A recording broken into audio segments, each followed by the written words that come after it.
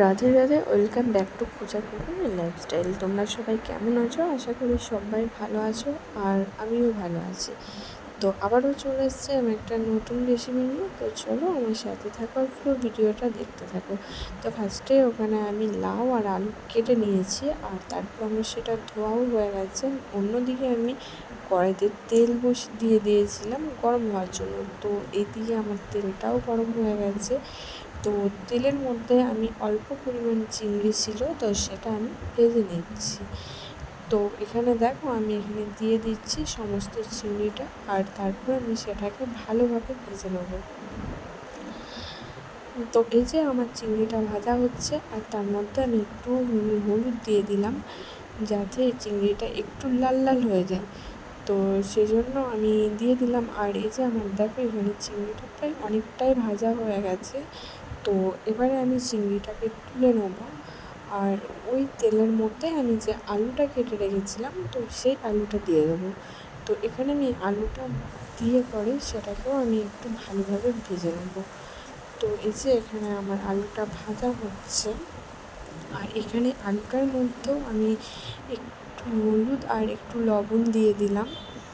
তো এই যে এখানে দেখো দেওয়া হয়ে গেছে, আর সেটাকে আমি ভালোভাবে আলুটার সাথে মিশিয়ে নিলাম। আর তারপরে আমি এখানে আলুটাকে ঢাকা দিয়ে ভালো করে সেদ্ধ করে নেবো। তো এই যে দেখো আমার আলুটা কিন্তু অনেকটাই ভাজা হয়ে গেছে, আর আলুটা কিন্তু আমার অনেকটা সেদ্ধও হয়ে গেছে। আর এই যে ওইদিকে আমি নিয়েছি হচ্ছে জিরে, লঙ্কা আর আদা। তো দেখো এই যে আমার আলুটা ভাজা হয়ে গেছে। তো আলুটা নামিয়ে আমি আবারও তেল দিলাম, আর তেলের মধ্যে এখানে আমি দিচ্ছি হচ্ছে এলাচ, লবঙ্গ আর দারচিনি, আর তার সাথে দিচ্ছি এখানে কালো জিরা। তো এই যে এটা ছিল আমার ফোড়ন, আর ওইদিকে যে আদা, লঙ্কা আর জিরেটা ছিল, তো সেটা আমি এখানে দিয়ে দিলাম। আর দেওয়ার পরে এখানে আমি একটু লবণ দিয়ে দিলাম। এবারে আমি মশলাটাকে ভালোভাবে কষিয়ে নেবো, আর তার সাথে আমি এখানে হলুদটা দিয়ে দিলাম। তো এই যে এখানে হলুদটা দেওয়ার পর আমি মশলাটাকে ভালোভাবে কষিয়ে নেব। আর মশলার কালারটা দেখছো কী সুন্দর এসছে। আর তার মধ্যে আমি এখানে দিয়ে দিলাম হচ্ছে লঙ্কা গুঁড়ো। তো লঙ্কা গুঁড়োটা আমি এখানে কমই দিয়েছি, যারা একটু ঝাল বেশি খাও তো তারা চাইলে ঝালের পরিমাণটা একটু বাড়িয়ে নিতে পারো। তো আর এখানে দিচ্ছি হচ্ছে ধনে গুঁড়ো। তো ধনে গুঁড়োটা দেওয়ার পর সেটাকেও আমি সব মশলাগুলোর সাথে ভালোভাবে এখানে মিশিয়ে নেবো। তো এই যে দেখো আমার মশলাটা কিন্তু অনেকটাই কষানো হয়ে গেছে। এবার আমি অল্প পরিমাণে জল দিলাম, আর জলটা দেওয়ার পর সেটাকেও আমি ভালোভাবে মশলার সাথে আরও একবার কষিয়ে নেবো। আর এই যে এখানে দেখো আমার কিন্তু মশলাটা অনেকটাই কষানো হয়ে গেছে, আর তোমরাও দেখছো মশলার কালারটা কতটা সুন্দর হয়েছে। আর তারপরে আমি এখানে এবার দিয়ে দিলাম হচ্ছে কেটে রাখা লাউগুলো।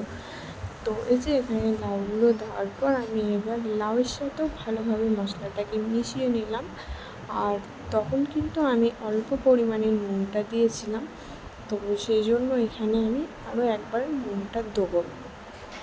তো এই যে এখানে আমার মশলাগুলোর সাথে আমি ভালোভাবে মিশিয়ে নিলাম, আর এসে দেখো এখানে নুনটা দিয়ে দিলাম।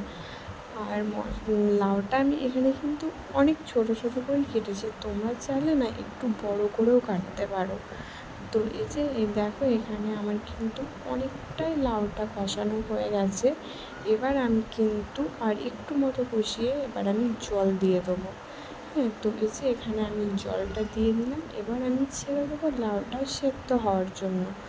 যতক্ষণ আমার লাউটা সেদ্ধ না হচ্ছে ততক্ষণ পর্যন্ত কিন্তু আমি আলুটা দেবো না, কারণ আলুটা আমার সেদ্ধ হয়েই আছে।